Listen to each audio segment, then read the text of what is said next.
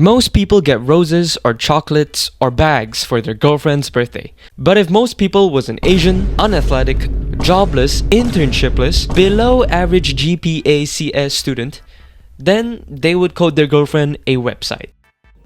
What the fuck is this piece of shit? So I thought to myself, what should this website actually be? Maybe a digital birthday card, or a scrapbook, another ChatGPT wrapper perhaps? Well no, I am not a basic bitch. I wanted to build something she would actually use. So she loves those aesthetic Korean photo booths, but since I'm currently unemployed, I don't have any money for that shit. So why not build a website where we can take unlimited photo booths for the cost of absolutely $0?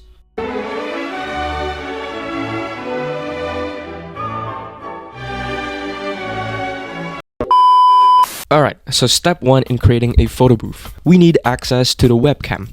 This means delving into the dark realm of JavaScript. Ah yes, JavaScript. No type safety, no rules, just pure bullshit code that won't run. It is essentially the toxic relationship of programming languages. First person to stand up and say, this is fucked, this is not right, this is not cool, this is fucking bullshit. So I wrote the basic code for the camera and the timer. I hit run and... of course it didn't work. The camera preview wouldn't load, and I genuinely had no idea why. So after 1 or 2 prompts to Gemini and ChatGPT, it turns out I had to enable HTTPS instead of HTTP. Bruh. Anyway, it finally worked, but the UI looked like Amazon's current UI interface. So I sprinkled some fancy CSS on it, and it actually looked pretty decent. Step 2 was handling the customization features, specifically the filters, patterns, and the layout of the photo booth strip. Basically everything that makes a photo booth a photo booth. So since design isn't my strong suit, I had to rely on a lot of trial and error. I started by coding different filters, one of which is this vintage filter. The initial result was unusable. The saturation was just too high, making the image look muddy. Literally, just look at this. It looks like the photos were soaked in grease and oil for like 5 hours. But this was easily solved by just manually tweaking the color matrix values, and I eventually came out with 3 solid filters. A vintage one, the normal one, and a black and white one. Next came the background patterns. I used AI to generate most of the patterns, but integrating them was a bit difficult. The patterns kept shifting or overlapping the camera feed, so I had to spend a significant amount of time manually tweaking the CSS positioning to ensure they stay aligned at the bottom of the frame. However, step 4 was by far the most frustrating part. It was ensuring that the preview in the browser aligned with the downloaded version of the image. So the photo strip looked perfect in the browser, but when I tried to download it as an image, everything just fell apart. The margins were inconsistent, fonts rendered at wrong sizes, patterns didn't align, and the resolution was often blurry or even pixelated.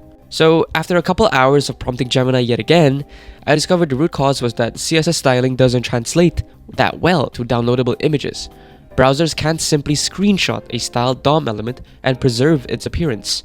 There are certain libraries like HTML2 Canvas, but they're unreliable for complex layouts with different fonts, different patterns, and precise positioning, especially when you're dealing across different devices and browsers. So to solve this, I had to manually reconstruct the entire photo strip on a HTML Canvas element using the Canvas API.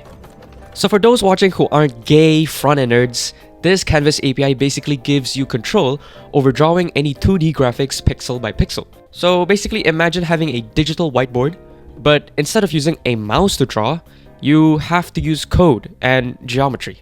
So all in all, this basically meant writing a very long custom script that would, number 1, calculate the exact coordinates for every element. So these would be your photos, your texts, your patterns, and all of this should be based on the source image dimensions.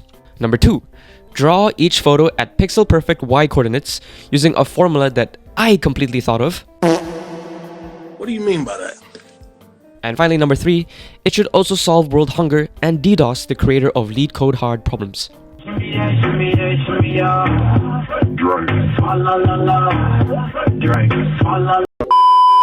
Okay, maybe the last one was a stretch, but basically, this Canvas API gave me full control over every pixel.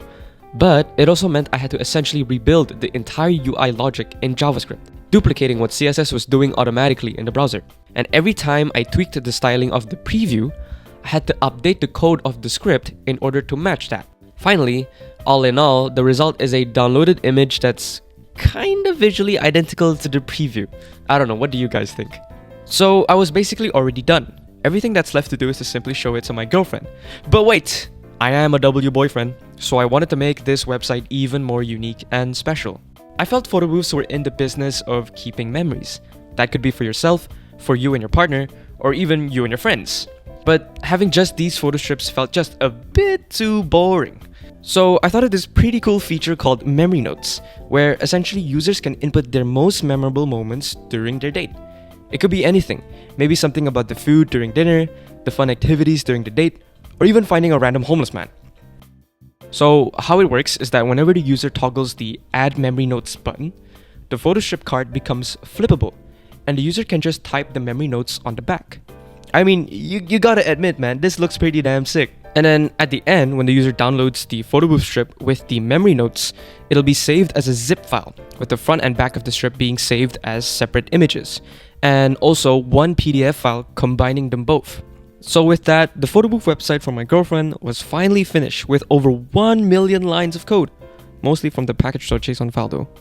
And also y'all can try it over at bewobewo.com and let me know what you guys think. So I finally showed it to my girlfriend and she absolutely loved it. Here's her actual reaction when I showed it to her.